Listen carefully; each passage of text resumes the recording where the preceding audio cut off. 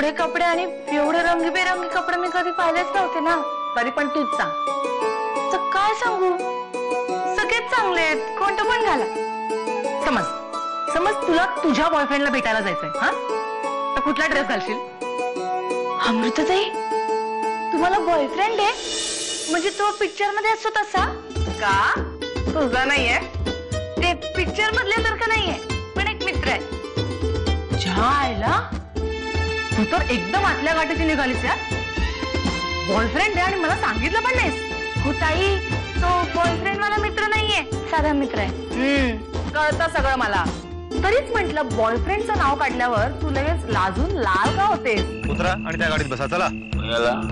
कोण आहे? मी कोण आहे तुला?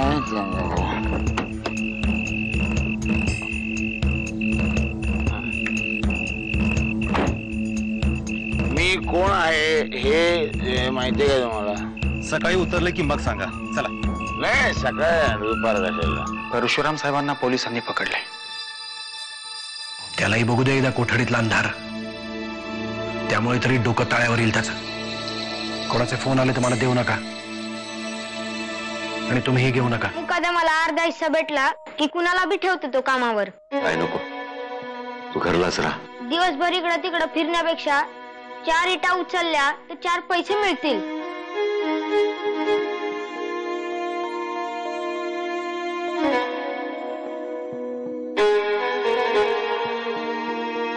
काल रात्री दारू पिऊन गाडी चालवत असताना परशुराम साहेबांना पोलिसांनी पकडलं। मग आता कुठे आहे तो? पोलीस चौकीतच आहे। म्हणजे रात्रभर तो पोलीस चौकीत आहे, पण तुम्ही काय हातावर हात ठेवून तमाशा बघत बसलात? नाही, मी रात्रीच निघालो होतो, पण मोठे साहेब म्हणाले। तो काय म्हणाला असेल याची कल्पना आहे मला, पण नरसिंहाला हे कळत नाही, याच्यात आपली बदनामी होतीये। तेच मला समजत नव्हतं, म्हणून तुम्हाला भेटायला आलो की काय करू। आत्ताच्या आत्ता जाऊन त्याला सोडवून आणा। यांना कुठेतरी पाहिल्यासारखं वाटतंय। वनिता नाव आहे तिचं, गावाकडच्या शाळेत शिक्षिका आहेत त्या। अच्छा, मग आज इथे येणं कसं? शाळेच्या नव्या इमारती संबंधी बोलायला आलेल्या आहेत त्या। चल ग। चला, काय माझी ओळख झालीच नाही अजून। मी ओळखते तुम्हाला, तुम्ही अहिल्या बहिणी ना? हो। प्रवासाहून दमून आली आहे ती, जरा तिला विश्रांती घेऊ दे, मग बोला। हा, चल ग। परवा अहिल्या बहिणी तुला उगाच मारला, उगाच त्यांचा मार खाल्लास तू। मला बरं नाही वाटलं। पण मी खरंच काही केलं नव्हतं। हो अगं, आपण घरातील नोकर माणसं, नोकरानं नोकरासारखंच वागावं। माझ्या नरसिंहाशी लग्न करशील?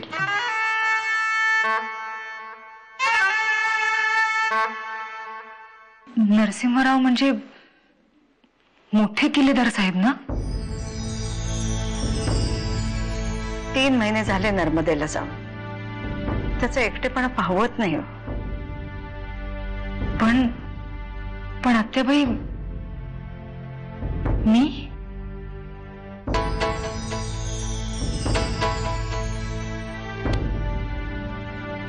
तुझ्या मनात आता काय चाललंय ते नाही सांगू शकत मी, पण एवढंच सांगते, हे लग्न होण्यामागे एक कारण आहे। हे कारण मी तुला लग्नानंतर सांगेन। तुझ्यापासून काहीही लपवलं जाणार नाही।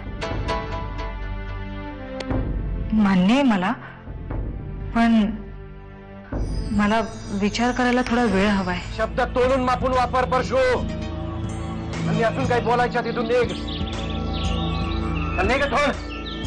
माझा पण निर्णय व्हायला आलेला आहे, वेळ आली की उत्तर देईन।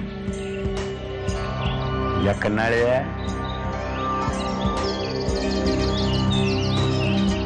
निघा तुम्ही, येतो साहेब।